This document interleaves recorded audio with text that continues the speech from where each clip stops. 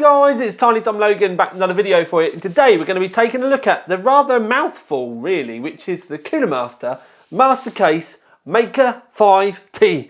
Now there's a lot of names and add-ons and all that with this case, but essentially the Maker series or the Master Case series is all based around a modular system, where now that we've got the Maker 5, it's adding even more options into even like the lower down cases where you can get all of the parts individually as well. But what we're going to do is we're going to break in, we're going to come and have a good old look through it, and we're going to get ready for a nice meaty conclusion as well. So, okay, so if you're a regular, you'll notice this bit is slightly different, and we've got a secondary cabinet down here now so that we can look at the top and the front panels a bit easier because my tripod isn't really high enough. So what we can do while staring down like this, we can hit the power button and you can see that this is all red LEDs, and I have left this plastic on because we can, for the first time, peel her back. Ooh. And I'm spent. Now that is an incredibly shiny midnight black fingerprint magnet, but it is really nice. And what we've got here is these are all USB 3. There are two internal USB 3s. We've got a headphone, we've got a microphone. We have a reset switch, and then we have a light switch here, which I'll talk to you about more later. We've also got a fan controller. Although it's a simple fan controller, it does control up to 6 fans. The 3 that are already wired in are here, and you've literally just got a low and a high switch. But it's all really nice and simple. Let's face it, low, high, that kind of works, doesn't it? While we're here though, we can get a better look at the roof. Now with the roof, you do get this handle, and to be honest with you, it is enough. And this is a full system with all the glass. But to be able to, use one hand to pick this entire rig up, you would have to be fairly lumpy, probably like swinging weights around your head in the gym. But it is capable. It's very, very sturdy.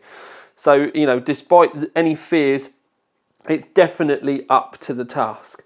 Other things to talk about with the roof, you do have this removable panel up here, and it's like a blanking panel, and that's so that you've got the mesh underneath, but if you wanted to clean the lines up, you can fit it. Also with the roof, it's all held on with magnets, and it comes off really easily. Again, you can see up here, you can see that removable panel so that you can see the mesh from the inside, and you have a large cutout area here. Now, with the roof panel on, you can see where the styling accents have come from, and that's very much the old Trooper and Striker cases. I personally still use the Striker case on my desk as well, so I'm very familiar with this. It's got more of a kind of like stealthy kind of look to it. There's lots more clean angular lines rather than loads of vents and stuff. But it does mean that we can get to see on the inside this plastic panel here. You do have to remove this if you want to get access to the AIO stroke fan mounts in the roof, which we'll cover in more depth when we get onto the inside of the case. Okay, so back round to the front area of the case, you can see that the line that I was showing you before around here, you can see that the red lines all match up, and you've got kind of an open mouth area there. This isn't really much of a like an air intake or a vent because of the plastic on the red plastic that I showed you before. But again, we'll cover that when we get a little bit of a better look on the inside.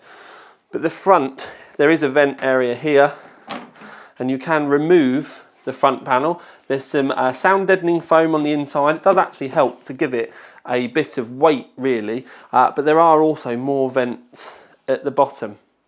Now when we do get to this side, as I walk around the back of the camera, what we can see is there are 2 slots here for optical bays. So there is optical bay support.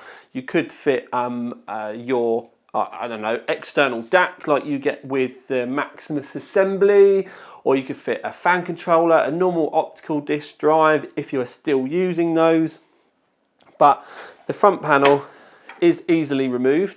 That's quite simple. There is some dust mesh in there rather than a full-blown dust filter. These are actually quite simply removed as well. Now, you can see that there's 240mm fans mounted in the front, and when we do get into the inside, the power supply cover comes to about here. It's about half of the 140mm fan.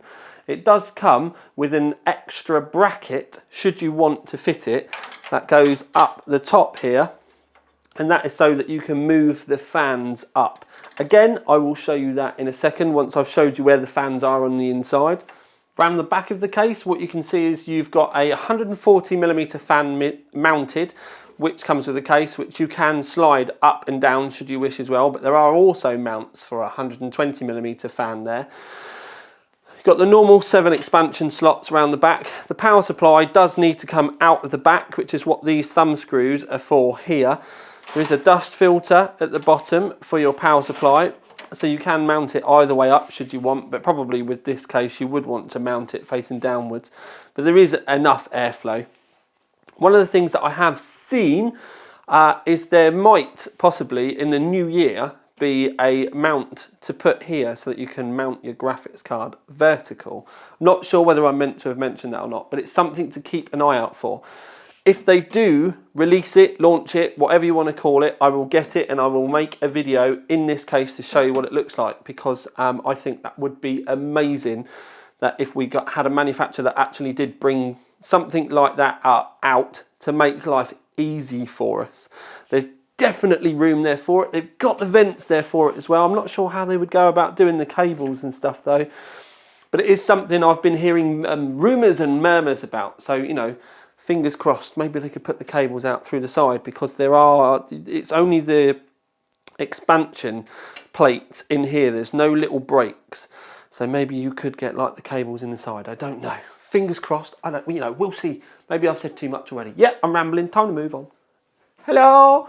Hello. Yes, it's me. Oh yes. Oh yes, yes. As I'm fiddling in my pocket, trying to get the keys out, because you do need keys. Now, when you unlock and lock these, this is now unlocked. The panels, this is quite a good plus point as well, just getting the panel in place. Right, so the panels are very sturdy, you know. You can see I'm giving it a lot of grief and it's not come off. With a lot of the tempered glass panels that are out there, you know, they're just held on with screws. This is impeccably machined, in that it's almost a press fit. When you put it in, it's there. You probably would never have to worry about locking it, but you can do. Once you have released it though, I'll turn it round so that I can show you the back. You can see that there is metal at the top and at the bottom with proper little ridges. So when it goes home and it's there, it really is there. It's probably the best tempered glass mount that I've come across. The keys, don't lose them, because otherwise you are locked out and it's horrific. It's a shame that this is isn't black and they didn't try to cover it up, or I don't know, put a rubber thing over the top or something, because it is quite blatant. But once it's on there, it is one of those things where I can say it does end up becoming something you don't see any longer. You just you tune out to it. But you can see that we have this the center panel and the motherboard tray is red, and I'll show you better on the other side because it's the best place I can get the light for it. It is like a metallic red as well. But views from the back, you can see down this section here that we have a cable routing hole, and you've got these little Velcro bits. So you've got this channel that you can get a lot of the cables up and in. I would say this channel though is mainly for kind of the case cables, and as when I originally reviewed the case, I did say that I felt that the cables should have been able to have gone through this mid plate as well, so there would have been a cut section. So I do think it would have been nice if they could have gone through there rather than there being an absolute stop. So a little minor thing there. Also from this side, I do think it would have been nice if there was an option at least to have closed this section off as well, because these cables are like this, standard from Cooler Master. There's nowhere really to be able to hide them or anything. But I do think it would have been nice if we'd been able, even if we had to push it in from the other side or something to go in here, just to kind of clean this area off so that we're not staring straight through. I don't know, maybe it's just a me thing. Would it bother you? It would bother me enough that I would probably end up making some acrylic for this to kind of clean it up a little bit more. Other things to look at while we're around this side is you have the what I'll call the control center here. This can actually control up to 6 fans and up to 4 of the LEDs that you'll see on the other side. The LEDs are just the Cooler Master ones. Again, when we get around the other side, I'll talk to you about that more. I know there's a lot of that, but it's just because I can't talk to you all at once, so we've not covered it yet.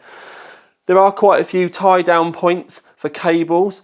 This is one of the ones that they fitted standard. It's basically, you know, when you get a set of cables like from your power supply and stuff, you have those little metal things like sandwich bag ties, I'll call it. That's probably what my mum would have called them. Well, that's what they fitted these with, but there are ample other, you know, anchor points and tie down points as well, so you can slip those through. You can see we've got a cutout here and we've got a cutout here. There are 3 grommet sections. This one is pretty much covered by the cables that I've got in it, but there is 3 of these going down the side. The control center is actually powered by a SATA, which is up here, but then you've got the control cables as well, because this all links into the front panel. And that's about it from this side, other than what you're going to see me do here now is I'm going to remove these 2 thumb screws, because that's what we need to remove the optical bay. So while we're around the back, I'm just removing these, and you'll remember that when we get round to the other side.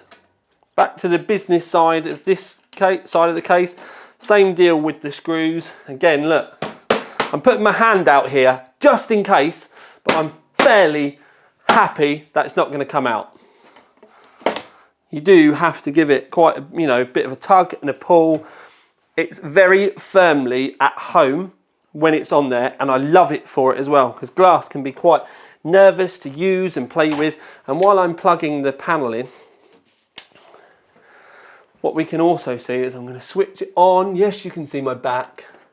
Right, so we have it on. I showed you the light switch before, and when this does come on, there we go. It can get a bit funny about the fact that we've not got a monitor and everything attached. But anyway, light switch that's here. If I switch it on, there we go. It actually comes on slowly. It's not like an instant. There's like a slow build up to it. And we have the on mode, but then we also have a pulse mode.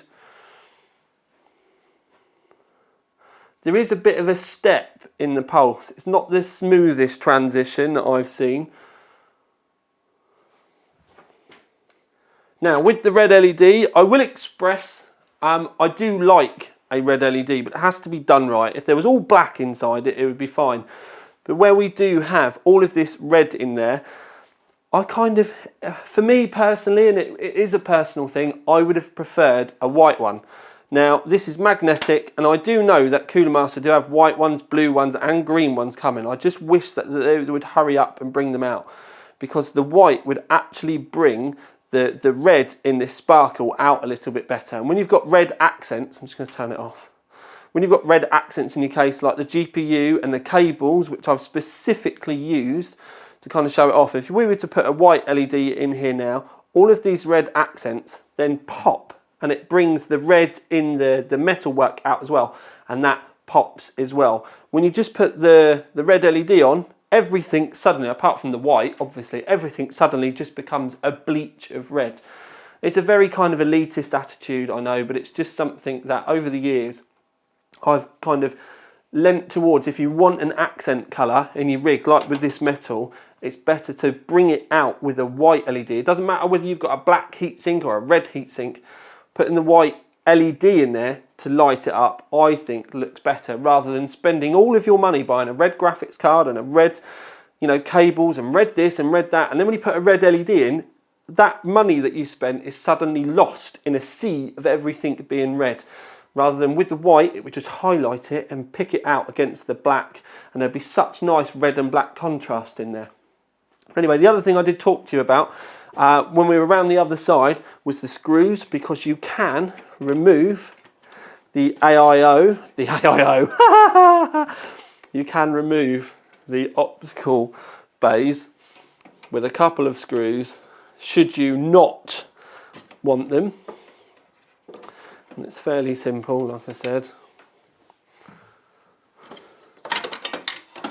And it does literally just come out like that, nice and simple. And then you're left with that rather lovely open section. Once we've done that though, what you can see is you've got the two fans here, and you have half the fan is down in the lower section. Now, even if you have mechanical hard drives fitted in the bottom, because you can fit two and they are removable, to be honest with you, mechanicals don't really get hot enough to warrant sacrificing that much cooling. Power supply can suck air from the bottom, so it does make sense if you're not going to be using the optical bay, it does make sense to move them up a bit so you've got the air coming into the main chamber. And as I did say to you, there is a bracket for that. So there we go with the fans mounted up. They're the ones that you get in there standard. All I've done is shifted them up a bit, and as you can see, we've got the two 140s now blowing into the main chamber a little bit better. Down the bottom though, there is still room for another 140mm fan. You can actually get 340mm or 320mm fans in the front once the optical bays have been removed. So if you were worried about your hard drives down here, you don't have to sacrifice it. You can just bob another one in. One thing I would say though is try and get the matching Corsair fans, or if you're going to swap them out, get matching fans so you don't get any like issues with fans running at different speeds if you're going to connect them into the fan controller. But when we move the fans like this, it does then highlight an issue that I've had with this case since the very original one, and we've still not got a resolution for this. Now you've got the cutout area here for if you wanted to fit big water cooling radiators or something like that in, and it's a good amount of room there. You could easily get, with the fans on the other side, you can get a 60mm radiator in here, goes from top to bottom. But if you don't, there's no cover for this. And you can see that there is a step down the other side that's at least 1 centimetre over there, and the only kind of cover, so to speak, that you've got is the hard drive bay underneath. And I think it would have been lovely if they'd had a cover that had gone over this just to clean the lines up, especially now we've got this red, that it had been red right the way through, and I think it would have made such a nice difference and added to the quality of this. But then I do think that this deserved a cover too, because as you can see looking through there at Wilson with his specs on, that this large open area here, if you do open it up and you don't have a radiator in there, or you do just want to use these fans, you can see right out to the other side of the case, and I think that this area would have benefited from a nice red section to have been able to go on in there as well. In the lower part of the case, you've got some nice contrast. You've got some cable put-throughs here if you do like to have your cables coming up for your graphics cards. I'm still with the old school. I like to have them out and down the side, but it did give us a nice way of putting the cable through for the LED. You've also got two solid-state drive mounts here as well, and there are even cable routing holes at the back, so you can poke your SATA power and your SATA data through to cover these fine. Also, if you wanted, you could have your extra cables like your USB 2s coming up through here, fan cables, front I/O cables. They could come up through these if you wanted as well. Obviously, I've just gone and used mine up from the sides. One of the greatest things that does come with this case, but this is available as an optional extra for all of the other master cases, is this graphics card brace. And if I pull this side, oh, fan in the finger. If I pull this out here, you can see I did have it fitted for this one. And simply having a look at the lower one, you've got a screw here, and you can literally loosen it off, and you can move this up and down and have it wherever you wanted. I've obviously got one fitted. So it comes with two braces for two graphics cards as standard, if you're rich enough to have two. But if you did, when you were minted, or your dad's a sheikh, or you've stolen your mummy's credit card and you've got more than one, and you're noticing that you've got a bit of sag, you can buy extra ones of these as well. But it's just something in there. I mean, you can still get a saggy graphics card now. They are getting better. The mount up this side can be critical, but just that extra bit of support. It's like, I'm going to call this the graphics card bra for big bangers, because it does help give that extra bit of nurture and support. Strange angle, yes I know. But the reason why I'm doing this is to show you, in the roof you can fit 240mm fans or 220mm fans. You can fit a 240mm AIO up there as well. Now, simplicity would say that you can't fit a 280mm AIO despite the fans being able to be fitted in there, and I'll explain a little bit more in a second. But also, if you were to fit fans on AIO up here, you can see this is the very edge, and the angle for the handle above, I'm struggling to be able to describe this to you, actually does cover about 2/3 of the fan. That's a slightly better way to show you. Just there you can see the rise of the cover going up. This way though is even better still, because you can see this is the whole length of the fan here, and it doesn't rise up to here. So you've got like 2/3 of the fan has actually been covered by this section. Now I'm going to tip the case forward and we'll do it this way. One thing that I can say is these are angled downwards, but there's no lip or anything underneath. The actual vents themselves are totally encapsulating on the case. So as you can see, the gaps, that's all it is. There's no kind of, they're not like proper vents, they're just kind of angled bits of plastic. So all of this is basically just covering up that fan as well. So you only actually get the vents that are in between. They're not angled, if you get what I'm trying to say. Okay, another strange angle, but this is just an explanation. You can fit 240mm AIO in the roof, and most of them will go in fine. The problem comes with the 280mm AIOs, because you don't just have the fans to think about. You actually have the radiator to mount underneath, and there is an end tank as well where the hoses go into. Now the problem is, this is the bottom of the mount. So your fans rest in here. Now if this was exactly 25mm thick, to be honest with you, you'd want it to be 23 or 22, the fan would stick out a little bit at the bottom, but it then would mean that your radiator end tank would hang over this side and you wouldn't run into any problems. But we do run into a problem, because this measurement up here is actually 30mm. So the fan sits in this recess, and it means that you can't bolt up the end tank for the 280mm rad. Now that's the simple way. 280mm rad doesn't really go in. There is a cheat though. I bought some of these from eBay because I actually use the maker in my heatsink reviews. And basically what I do is I put these, you have the bolt of the fan, and you put these little rubber things at the side. Now you can get 5mm ones, and then all you need is some longer screws, and then you can basically space out the gap so you can get them in. You can put the rubber washers at the top, you can put the rubber washers against your rad, you just make your choice, but it does mean that you can get it fitted in.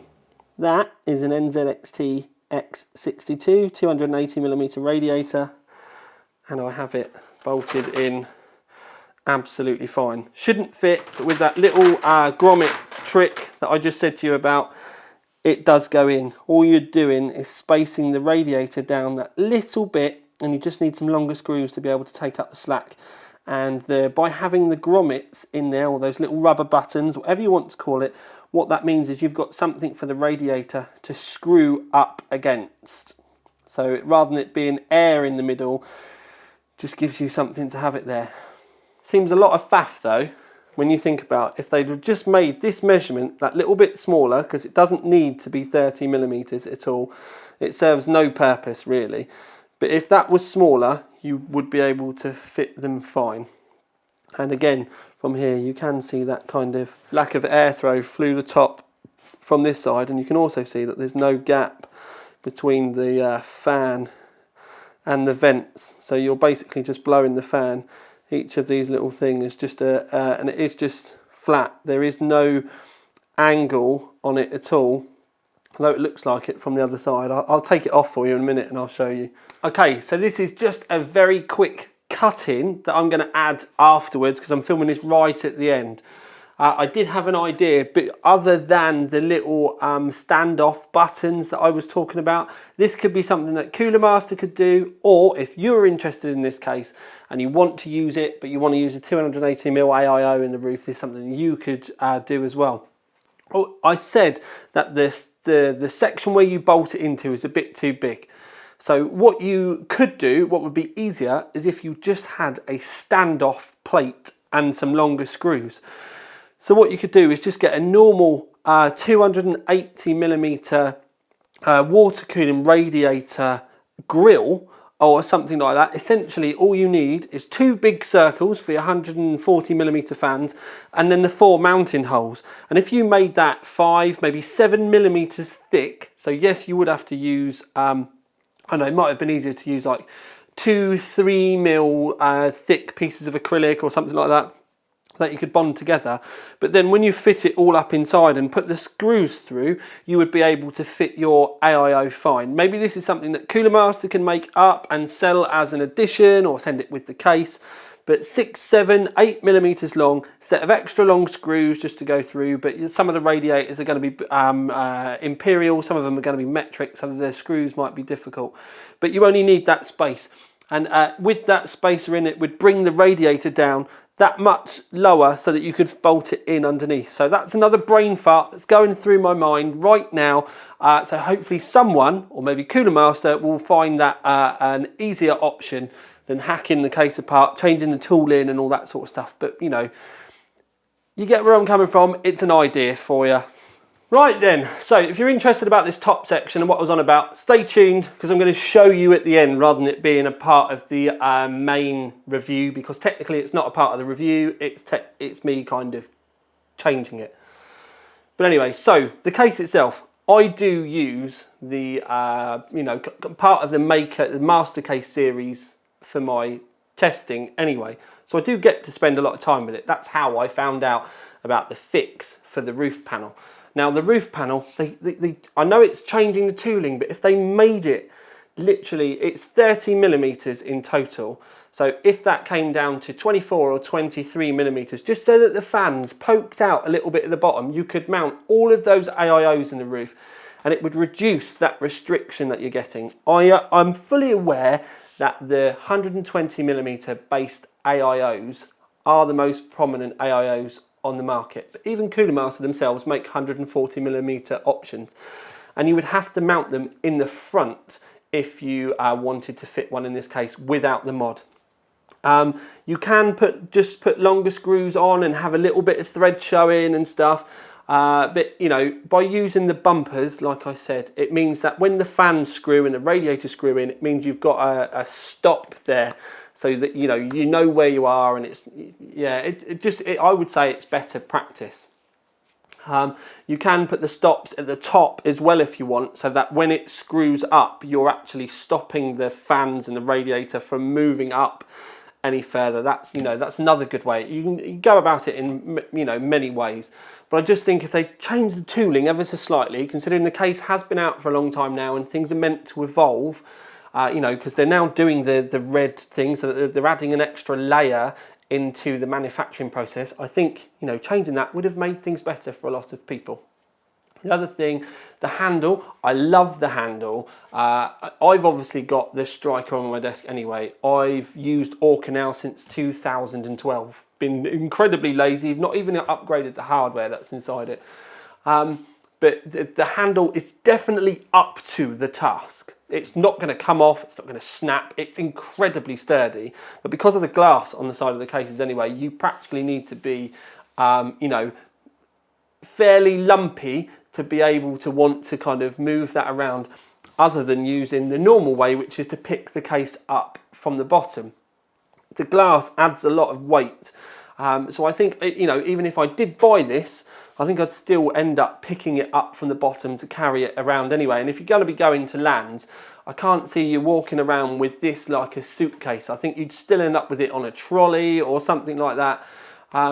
So I like the aesthetic of the handle though, and the kind of stealth-esque angles on the top with the kind of satin, because it's not quite matte, there is a bit of sheen there. The satin kind of angles does give it a very stealth fighter look, and I do like that.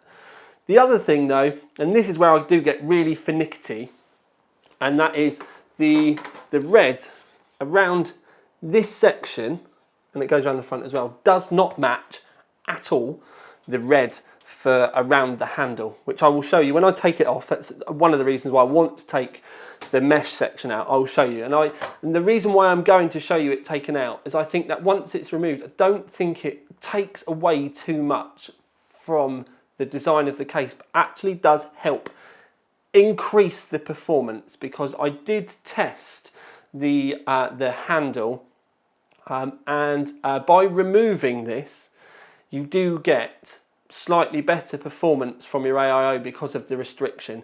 If you're just going to run fans in the roof, then I wouldn't worry about it. Just leave your fans up there, you'll be absolutely fine. But if you want to run an AIO, which is obviously going to make a bigger impact on your CPU temperatures, then by removing this, you will actually, it will increase significantly. I was seeing somewhere between 3 and 5 degrees in temperature differences, depending on your fan speeds.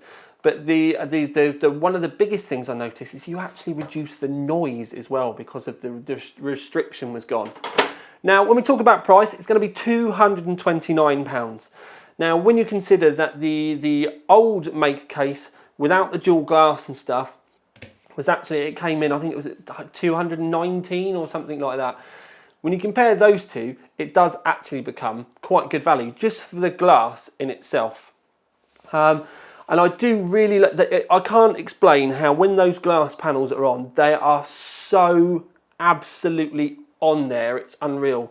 With some of the other cases where you've got little threads and like rubber grommets to mess around with when you're trying to fit the glass, these, they just feel like it's a much more quality and even better thought out part, and that is something to really drive home with this. There are problems with it which I would love to help them sort out, or I would love them to sort out, like the cover in the bottom and the cover for the back and the AIO thing in the roof. I do see those as easily fixable options though, whereas with a lot of the other cases, like I said with those glass doors, they've got no option but to have those, and you kind of like, you always end up tipping them over to be able to fit them. And I can walk around here now and I can happily pick up a glass panel and I can go like that, and I'm not even going to lock it. It's there, it's not going to come off.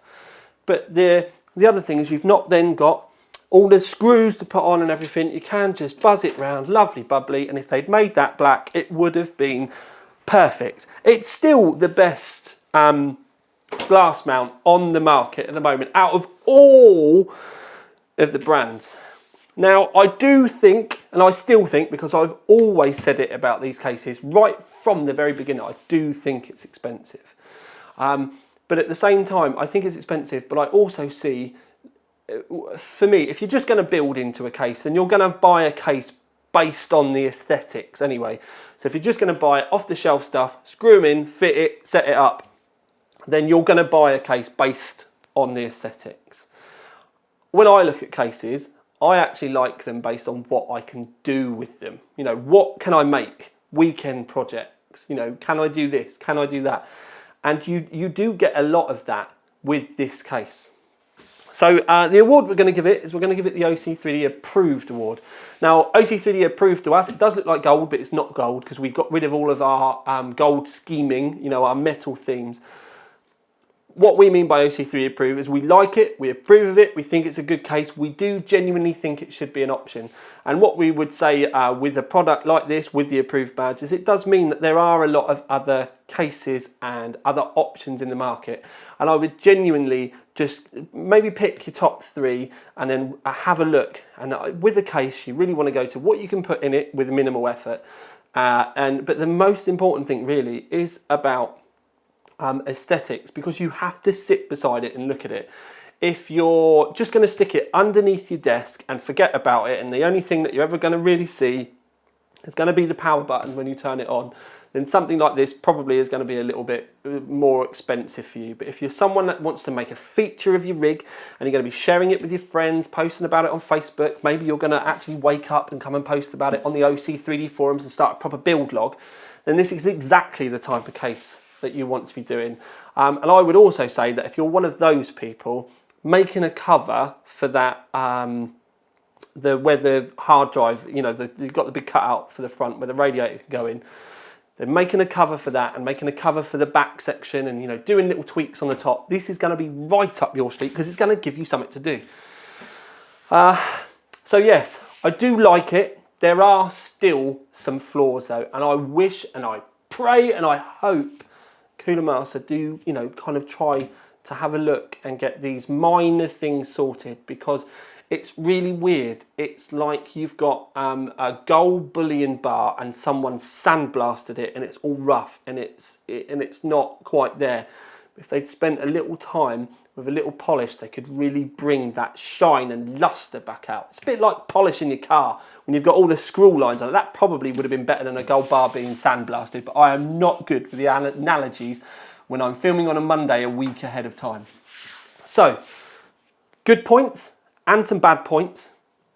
I still think it's worthy of your consideration and worthy of some real estate on your desk though. The best thing I can kind of think, and we always end up going off on tangents, is just try and visualize it on your desk. Look at all the little points, think about what you want to put in, and then if you can see it on your desk, that is definitely the time when you know it deserves to be on your shortlist. And you know, I look at this and I'm like, I would genuinely love a white one of these, with this maybe not being such a dark tint. Maybe it was like a light grey or even a clear glass, but if they made a white one where all the plastic and all the insides are white as well, you know, I could get to the point where I could say to myself, this could replace my Striker, my Orca. But anyway, I'm going to lop it off here. You're going to see the logo at the end and we're going to finish it off, and then I'm going to take the thing off, kind of off script at the end. But for now at least, this is Tiny Tom Logan with another video for you. Out.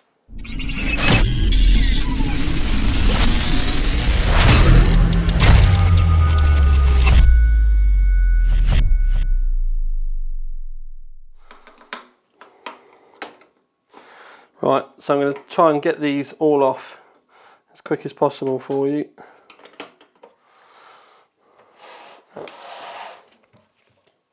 Okay. So we've got that off, and now what we're going to try and do is remove the plastic, because as I said, this plastic, there is an angle, but it doesn't go underneath. So when we zoom the camera in and it focuses, you can see that there is a ridge at the bottom. See on the other side, you see that ridge?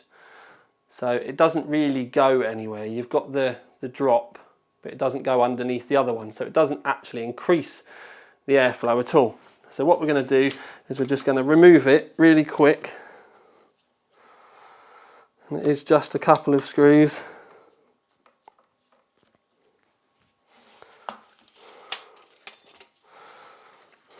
There's another screw at the back.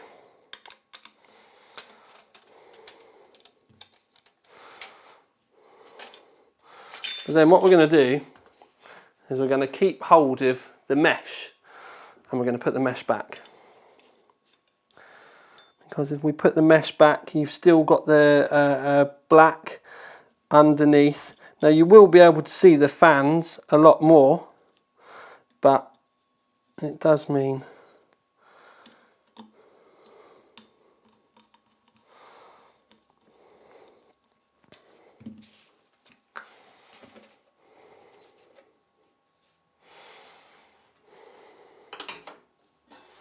right, so we've got the mesh there, but it's loose, so we're going to need to find something to be able to screw it in, because the mesh before was clamped into here. So what we need to do is get some washers and screw it up. I'm sure I can find something.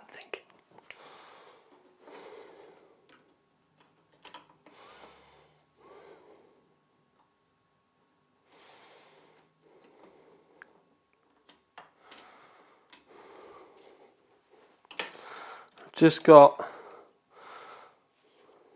what I would call quite a wide bolt, or you could use an M3 or even an M4. As long as you've got some big washers on the other side, you would do absolutely fine. So I'm going to put the mounts back on.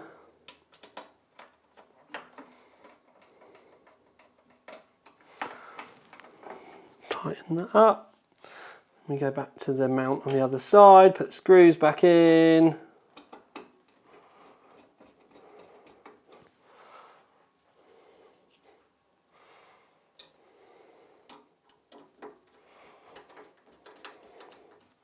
Right, okay, so we have got the mesh in there and you can still clearly see the fans, but if you're going to put an AIO in the roof anyway, you're going to see the fan underneath. But it's when it comes back on, you do get a little bit of a gap at the top, up here. But I think the most important thing to keep in mind when we're talking about this is the fact that you've got rid of all of this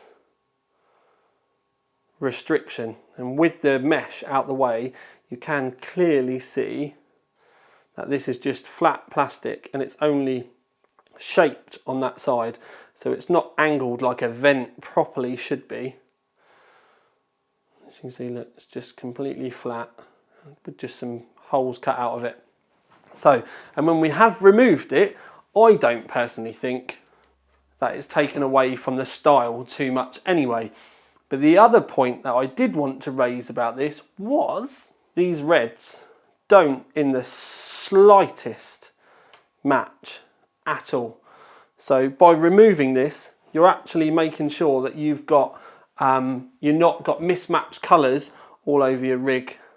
And I personally think that the red accent at the front is a lovely, lovely accent. But by getting rid of this, it does make it that little bit better.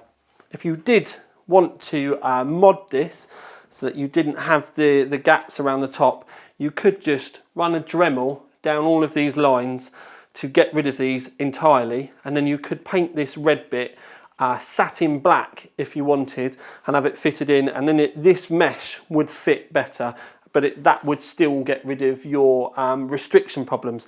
I've just done it this way because it's quick, it's easy, and I don't particularly want to be painting this for a review. I think I've gone a little bit too far off script, stroke pieced anyway.